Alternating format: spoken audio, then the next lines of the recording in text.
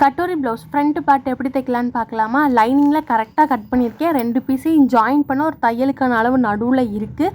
அதுக்கப்புறமா லைனிங்கில் கட் பண்ணதை நல்ல பக்கத்துக்கு மேலே வச்சு சுற்றிலும் துணி எக்ஸ்ட்ரா கொடுத்தே கட் பண்ணி எடுத்திருக்கேன். எனக்கு நெக் பீஸ் ஃபினிஷ் ஆகி வரணும். அப்போனா இந்த பார்ட்டில் நெக் எதுவோ அதை மட்டும் நல்ல பக்கத்துக்கு மேலே லைனிங்கை வச்சு லைனிங்கில் அந்த மேலே அந்த 1/2 இன்ச்சில் கழுத்துலேயே தைச்சிக்கிறேன்.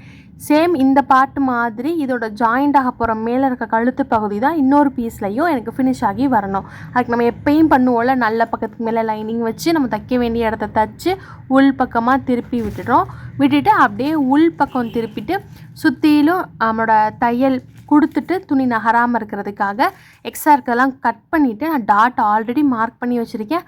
அதை நான் அப்படியே தைச்சிக்கிறேன். நம்ம நார்மலாக டாட் தைக்கிற மாதிரியே இந்த பீஸ் ரெடி. அப்போ இதோட ஜாயின் பண்ண போகிறோம், இன்னொரு பீஸை பண்ண போகிறோம். நமக்கு வேணும்னா கொக்கி பட்டிலே ஒரு டாட் பிடிச்சிக்கலாம், இன்னும் கொஞ்சம் ஷேப்பாகவே இருக்கும். சேம் அதே மாதிரி மேலே ஜாயிண்ட் ஆக போகிற இடத்த நான் என்ன பண்ணுறேன், 1/2 இன்ச்சில் தைச்சி நல்ல பக்கத்துக்கு மேலே லைனிங்கை வச்சு 1/2 இன்ச்சில் தைச்சி அங்கே கட் கொடுத்து நான் திருப்பி வர்றேன்.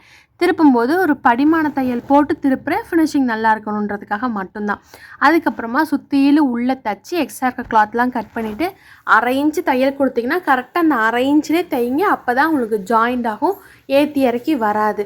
இப்படி கரெக்டாக மேலேருந்து கீழே வரேன். ஏன்னா நெக்கு நீட்டாக ஃபினிஷ் ஆகி வரணும், லைட்டாக ஏற்றி இறக்கி கூட வரக்கூடாது. அதனால் மேலேருந்தே நான் வரேன் தைச்சி 1/2 இன்ச்சில் தைச்சிட்டு எனக்கு ஏற்றி இறக்கி எதுவும் வரல. அதனால் திரும்பி அதை போட்ட தையலை இன்னொரு தையலை போட்டு எடுத்துக்கிறேன்.